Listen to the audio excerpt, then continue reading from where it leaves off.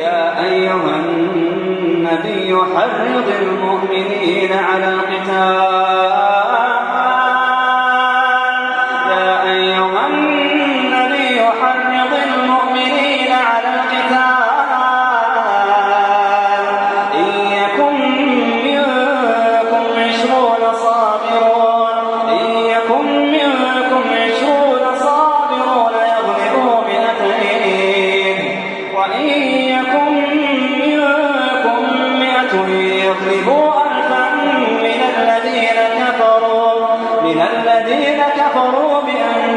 قوم لا يتقون الآن خفف الله عنكم وعلم أن فيكم ضعفا فإن يكن منكم 100 صابرة يغلبوا 200 وإن يكن منكم 1000 يغلبوا 2000 بإذن الله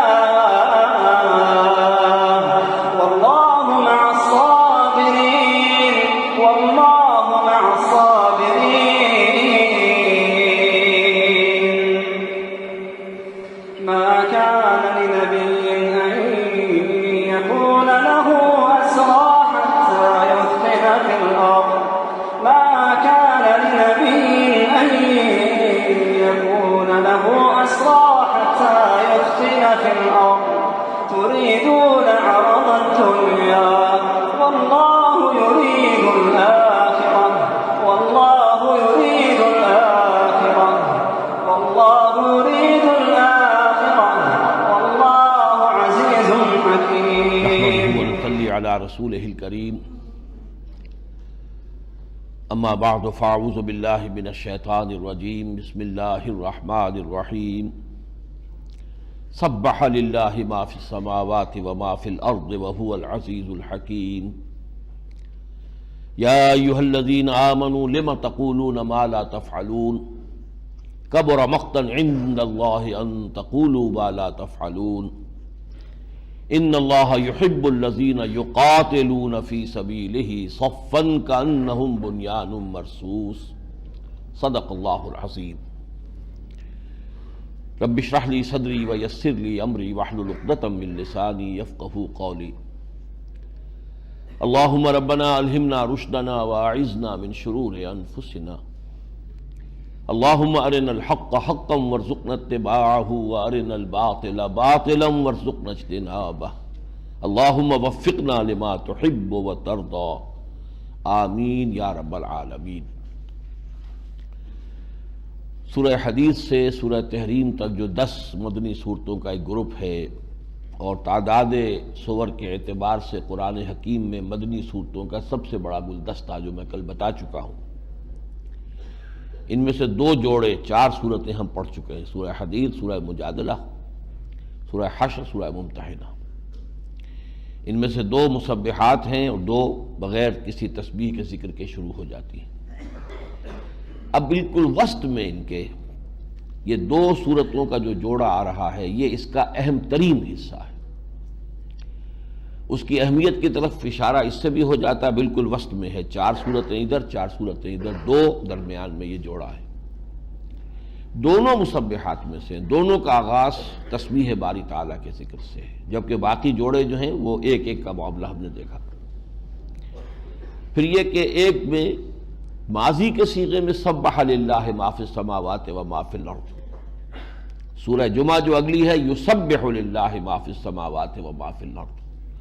گویا کمپلیمنٹری ہو گئے کہ دونوں نے مل کر زمان کا احاطہ کر لیا، ماضی حال مستقبل، اس لیے کہ عربی زبان میں فعل ماضی ماضی ہے، پاسٹ ٹینس ہے، اور فعل مضارع میں حال اور مستقبل دونوں جمع ہوتے ہیں. تو گویا کہ تسبیح باری تعالیٰ جو ہو رہی ہے، کائنات کا ذرہ جو کر رہا ہے، تو وہ ایک تو یہ کہ کل کائنات اس میں مصروف ہے، اور دوسرے یہ کہ پورا زمان جو بھی ہے، زمان و مکان کا ہمارا تصور ہے، اس کا احاطہ ہو جاتا ہے کہ ہمیشہ سے ہوتی آ رہی ہے، ہر آن ہو رہی ہے یہ تسبیح، اور ہمیشہ ہوتی رہے گی. پھر یہ جوڑا جو ہے اصل میں بعثت محمدی صلی اللہ علیہ وسلم کے 2 اہم ایشوز اس کا مرکزی مضمون بنتے ہیں. سورہ صف کا مرکزی مضمون یہ کہ حضور کا مقصد بعثت کیا ہے، کیوں بھیجا اللہ نے، اور اس مقصد بعثت کی تکمیل کے لیے اہل ایمان کو للکارا گیا ہے کہ اس کے لیے تن من دھن لگاؤ، جہاد کرو، قتال کرو، جانیں دو، قربانیاں دو۔ یہ کرو گے تو سب کچھ ملے گا، اور یہ نہیں کرو گے تو کچھ نہیں ملے گا، زیرو، آل اور نن، یا پورا یا کچھ نہیں۔ اور دوسری سورۃ سورہ جمعہ میں اس عظیم مقصد کے لیے جو مردان کار فراہم کیے، کیسے کیے محمد رسول اللہ نے، آدمی کیسے جمع کیے، کوئی بنی ہوئی امت تو پہلے سے تھی نہیں، امت بنائی ہے، ایک ایک تنکا لے کر جو ہے گھونسلہ بنایا، کیسے بنایا، وہ طاقت کیسے فراہم کی۔ جہاد اور قتال تو سب کو نظر آتا ہے، لیکن پہلے تو انسان چاہیے کہ جو اس کے لیے اپنی قربانیاں دینے کے لیے آمادہ ہوں۔ یہ گویا کہ بنیادی اور اساسی طریقہ کار کیا ہے محمد رسول اللہ کا، تکمیلی تو ہے جہاد قتال، وہ تو سب کو نظر آ رہا ہے۔ یہ سیرت النبی میں سب سے زیادہ نمایاں تو یہی جنگیں ہو گئی ہیں، پھر اسی لیے جو سیرت کی کتابیں ہیں ان میں سب سے زیادہ زور ہی نہیں پڑے، لیکن جنگوں کے لیے جو انسان فراہم ہوئے، مردان کار تیار ہوئے، وہ کس پروسیس سے ہوئے؟ جو اکبر اللہ آبادی نے کہا کہ خدا کے کام دیکھو بعد کیا ہے اور کیا پہلے، نظر آتا ہے مجھ کو بدر سے غار حرا پہلے۔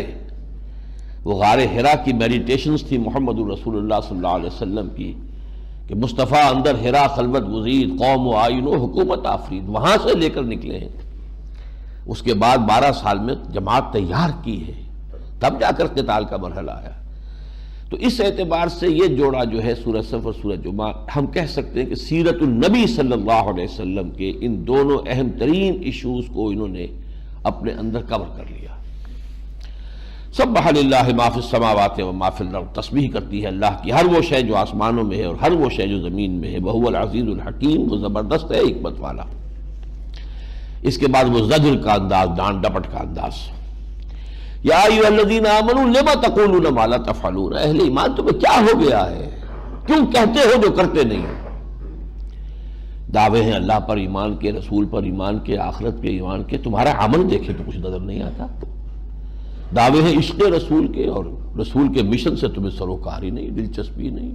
رسول کس لیے بھیجے گئے، اس کے لیے کوئی قربانی بھی دینی ہے نہیں دینی ہے، یہ سوچ ہی کبھی نہیں آتی۔ لما تقولون ما لا تفعلون، کبر مقتا عند اللہ ان تقولوا ما لا تفعلون، اللہ کے بیزاری کو اور غضب کو بڑھانے والی ہے یہ چیز کہ تم کہو جو کرتے نہیں ہو۔ کریڈٹ نہیں ملے گا کوئی، یہ نعتیں پڑھ کر اونچی اونچی تم سمجھو گے اللہ کے ہاں کوئی کریڈٹ مل جائے گا، کوئی ثواب مل جائے گا، نہیں، یہ تو ڈیبٹ پہ جائے گا تمہارے۔ اللہ کا غضب بھڑکتا، اللہ کی بیزاری، مقت جو ہے وہ غصے کی ایک آخری حد ہوتی ہے، غصہ ایک ہوتا ہے انسان کا، لیکن پھر آخری حد بیزاری ہو جاتی ہے کہ انسان بات کرنے کو جی نہیں چاہتا کسی سے، وہ بیزاری مقت، کبر مقتا عند اللہ ان تقولوا ما لا تفعلون، اللہ کی بیزاری ہے بہت بڑی اس میں کہ تم کہو جو کرتے نہیں ہو۔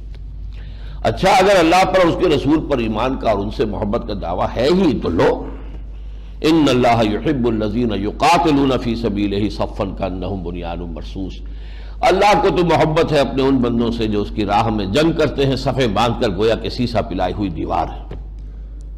ہمارا تو معیار یہ ہے، ہم سے محبت کرنی ہے تو اس معیار پر پورا اترنا ہوگا۔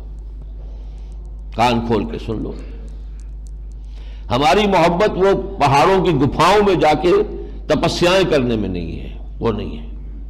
ہماری محبوبیت کا مقام جو ہے وہ تو یہ ہے، میدان جنگ ہے، آخری منزل جہاد کی، نقد جان ہتھیلی پر رکھ کر انسان تیار رہے دینے کے لیے، اس لیے کہ دے تو پہلے ہی چکا، ان اللہ اشتری من المؤمنین انفسهم واموالهم بان لهم الجنہ۔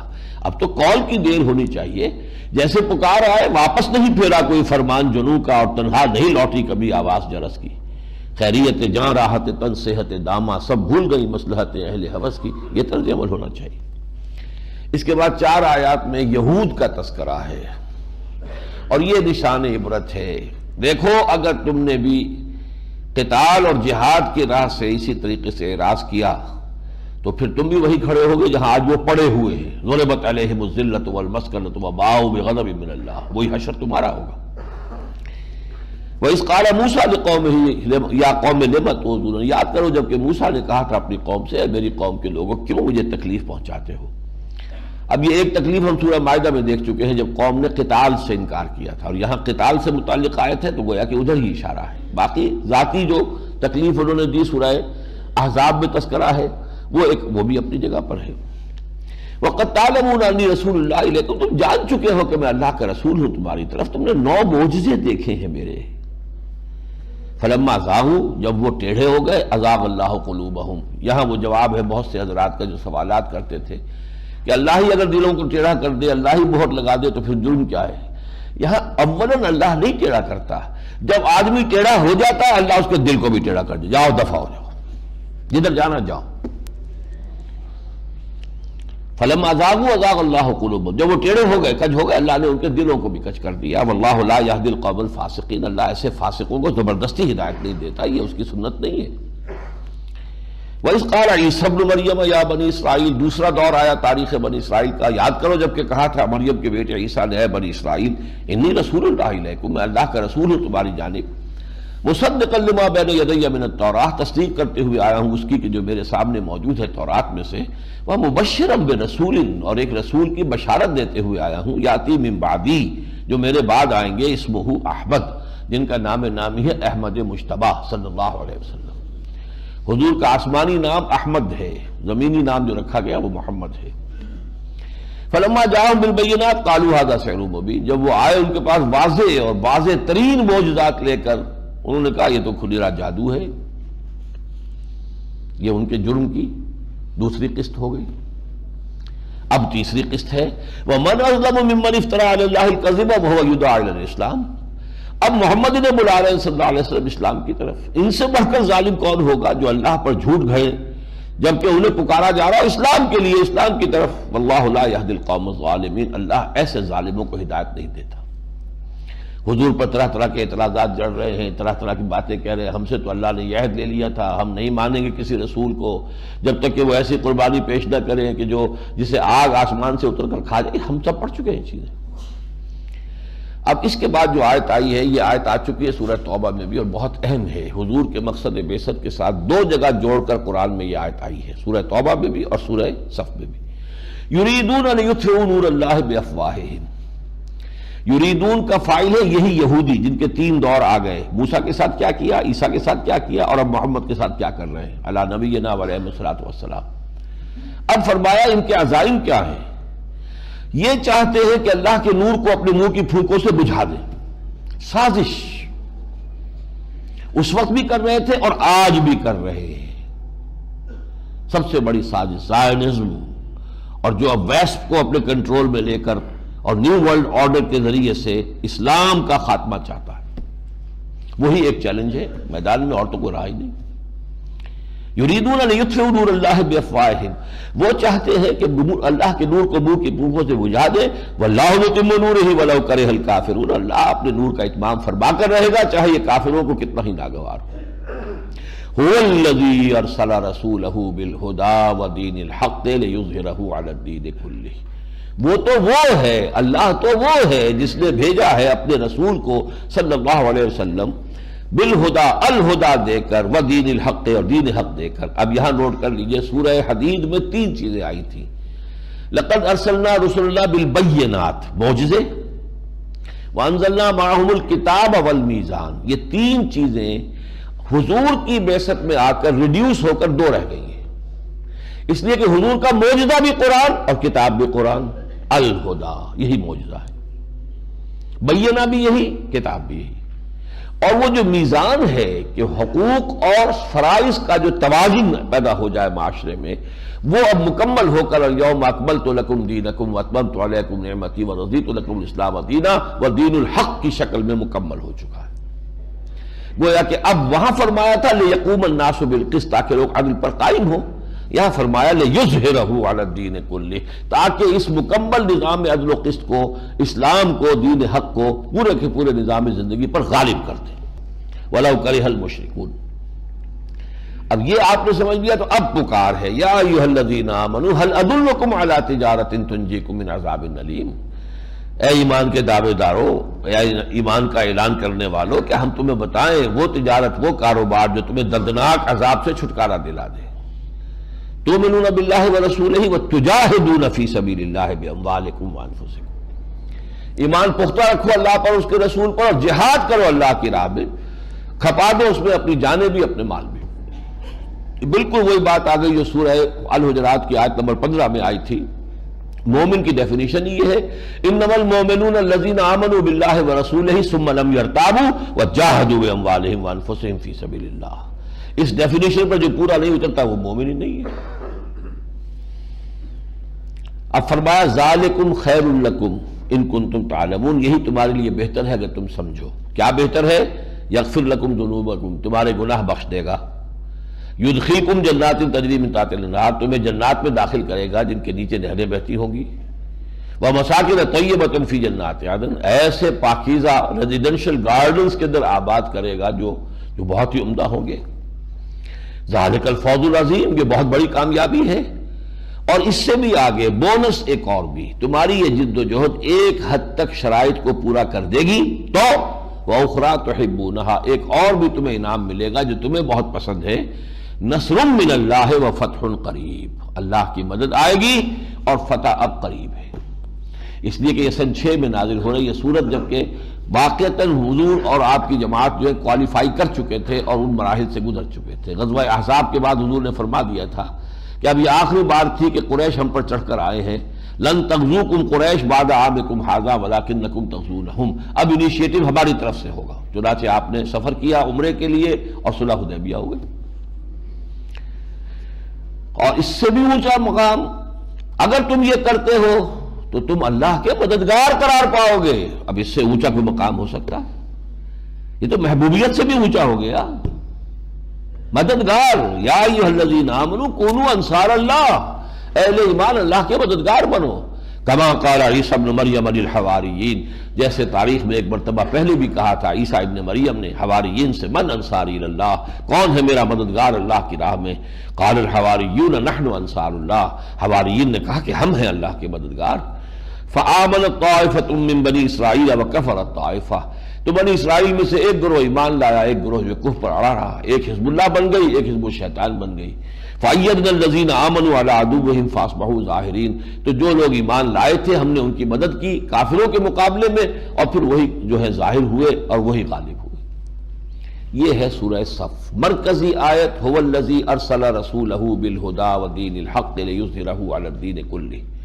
اس کے لیے جہاد کا تقاضا مطالبہ اہل ایمان سے کرتے ہو تو مغفرت بھی ہے، جنات عدن کے اندر بڑے اچھے گھرانے بھی ملیں گے، ایک حد تک پہنچ جاؤ گے، تمہاری اگر سعی جو ہے مشکور ہو گئی تو اللہ کی مدد اور نصرت بھی آئے گی، فتح بھی ہوگی۔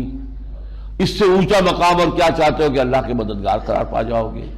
نہیں کرتے ہو تو واپس چلیے، عذاب علیم سے چھٹکارا پانے کا خیال بھی تمہارا اپنا خیال ہے، موہوم خیال ہے، نہیں ہو سکتا۔ اور اگر یہ نہیں کرتے ہو تو گویا کہ تم یہود کے نقش قدم پر چل رہے ہو، اور اگر یہ تم نہیں کرتے ہو تو گویا کہ قول اور عمل کے تضاد میں مبتلا ہو کہ جو اللہ کے غضب کو بھڑکانے والی شے ہے۔ اور ویسے تم زبان سے تسبیح و تقدیس کرو تو ہماری کائنات کا ذرہ ذرہ کر ہی رہا ہے، ہماری تمہاری کسی تقدیس کی ضرورت نہیں ہے۔ یہ ہے اس ڈائریکشن میں جا کر واپس آ کر اس سورہ صف کے مضامین کا تجزیہ۔ اب سورۃ الجمعہ، بسم اللہ الرحمن الرحیم۔ یسبح للہ ما فی السماوات وما فی الارض الملک القدوس العزیز الحکیم، تسبیح کرتی ہے اور کرتی رہے گی ہر وہ شے جو آسمانوں میں ہے اور ہر وہ شے جو زمین میں ہے اس اللہ کی جو الملک ہے، بادشاہ ہے، جس کی بادشاہت کے قیام کے لیے یہ جد و جہد ہے، جہاد القتال، کیونکہ اس کی بادشاہت کے خلاف بغاوت ہو گئی ہے۔ ظہر الفساد فی البر والبحر، بادشاہ حقیقی تو وہ ہے، ہمارا تمہارا خدا بادشاہ، لیکن وہ خدا بادشاہ کہاں ہے؟ وہ تو مسجدوں کے اندر بند ہے۔ اسے لبریٹ کرو، اسے آزاد کرو اور اسے تخت حکومت پر دوبارہ بٹھاؤ۔ الملک القدوس العزیز الحکیم۔ اب یہاں پہلی آیت میں وہاں تھا هو الذی ارسل رسولہ بالہدی ودین الحق، یہ مرکزی آیت تھی۔ هو الذی بعث فی الامیین رسولا منہم، وہی ہے جس نے اٹھایا امیین میں سے، ان پڑھ لوگوں میں سے، جن کے پاس نہ کتاب تھی نہ کوئی شریعت تھی، ان میں اٹھا دیا ایک رسول انہی میں سے۔ وہ کیا کرتا ہے؟ یتلو علیہم آیاتہ، انہیں اس کی آیات پڑھ کر سناتا ہے۔ وَيُزَكِّيهِمْ اور انہیں پاک کرتا ہے، وَيُعَلِّمُهُمُ الْكِتَابَ وَالْحِکْمَةَ اور انہیں تعلیم دیتا ہے کتاب اور حکمت کی، وَإِنْ كَانُوا مِنْ قَبْلُ لَفِي ضَلَالٍ مُبِينٍ حالانکہ یقیناً اس سے پہلے تو وہ بالکل ایک گمراہی میں مبتلا تھے، ان کے پاس نہ کوئی کتاب تھی۔ جب حضور کے بارے میں فرمایا مَا كُنْتَ تَدْرِي مَا الْكِتَابُ وَلَا الْإِيمَانُ، آپ کو کچھ پتہ نہیں تھا کتاب کیا ہوتی ہے، ایمان کیا ہوتا ہے، تو باقی لوگوں کا اور یہ کہ دیگراچے رسد والی بات ہے، وہ کچھ بھی نہیں جانتے تھے۔ یہ ہے بیسک منہاج محمد کا صلی اللہ علیہ وسلم، جو 4 مرتبہ آیا ہے قرآن میں، 2 مرتبہ سورہ بقرہ میں، 1 مرتبہ سورہ آل عمران میں، 1 مرتبہ یہاں آ رہا ہے۔ اب دیکھیے یہ کیا ہے، ترتیب سمجھ لیجیے۔ قرآن پڑھ کر سنایا، اور کن کو سنایا؟ جن کی زبان عربی تھی، انہیں اس طرح بیان کرنے کی ضرورت نہیں ہوتی تھی، قرآن تو ان کے دل پر جا کر لگتا تھا۔ سورہ نجم سنی ہے اور سب کے سب سجدے میں گر گئے، اس لیے کہ وہ تو اس کی فوری تاثیر ہوتی تھی۔ نتیجہ کیا ہے؟ جو سلیم الفطرت لوگ ہیں وہ کھنچ آئیں گے قرآن کی طرف۔ جیسے وہ پہلے کہیں ہم نے 5ویں جماعت میں داخل ہوتے ہی تجربہ جو کیا تھا، سائنس کی کلاس پہلی جو ہوئی تھی پریکٹیکل کی، لوہ چون اور لکڑی کا برادہ ہے، مکسچر ہے، اسے علیحدہ علیحدہ کرو، کیسے کرو گے؟ آئرن فائلنگ سے، اور لکڑی کا برادہ ہے۔ میگنیٹ لے لو، اس میگنیٹ کو پھراؤ گے، وہ لوہ چون جو ہے وہ آئرن فائلنگ اس کے ساتھ چمٹ جائیں گی، اور برادہ نہیں چمٹے گا، وہ رہ جائے گا، علیحدہ علیحدہ ہو گیا۔ قرآن کو پھراؤ، یہ میگنیٹ ہے فطرت انسانی کے لیے، کھینچ لیتا ہے۔ جن کی روح ذرا بھی زندہ ہے، لمن کان لہ قلب او القى السمع وهو شہید، جو سورہ قاف میں ہم نے پڑھا، وہ کھینچ آئے گا، باقی پھونک رہ گیا۔ اب یہ جو آ گئے ہیں، ان کو اب تربیت دو، ان کا تزکیہ کرو۔ تزکیہ کیسے ہوگا؟ جیسے جیسے ایمان اندر جاتا جائے گا، اندر منور ہو جائے گا ان کا باطن، اور یہ جو بھی ضلالتیں ہیں، گمراہیاں ہیں اور شیڈز ہیں، ڈارکنسز کے، یہ خود بخود دور ہو جائیں گے۔ غلط خیالات، غلط نظریات ہی سے تو غذا مل رہی تھی نا، غلط عادات، غلط اعمال کو۔ 2 ہی چیزیں انسان میں ہے، اس کا فکر اور اس کا عمل۔ فکر کے مطابق عمل ہوتا، فکر غلط تھی، عمل غلط تھا، فکر صحیح ہو گئی، عمل صحیح ہو جائے گا، اور یہ پت جھڑ کے پتوں کی طرح جھڑ جائیں گے۔ اب انہیں کتاب اور حکمت کی مزید تعلیم دے کر پختہ کر دو۔ یہ ہیں وہ لوگ جو اب جہاد کریں گے، قتال کریں گے۔ تو گویا کہ پہلا مرحلہ کیا ہے؟ Procurement of manpower, human potential, مردان کار